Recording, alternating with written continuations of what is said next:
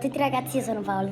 Io sono Nathan e questo è il canale nuovo che abbiamo aperto e come vedete soprattutto suoniamo canzoni con balletti e siamo in vacanza e quindi abbiamo un piano un po'...